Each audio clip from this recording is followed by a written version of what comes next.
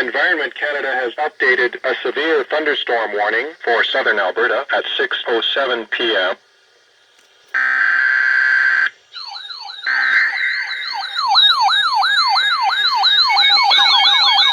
God damn it, 996!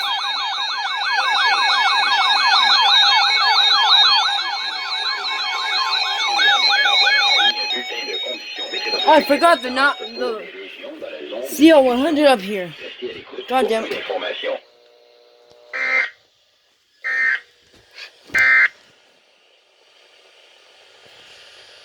Environment Canada has updated a severe thunderstorm warning for southern Alberta at 6:07 p.m. Mountain Daylight Time, Saturday, June 13th, 2020. A severe thunderstorm warning is issued for Wheatland County near Rocky Ford and Rosebud, Municipal District of Rocky View near Irricana, Bicycle and Catherine, and Wheatland County near Strathmore, Lyalta, and Carsland. A severe thunderstorm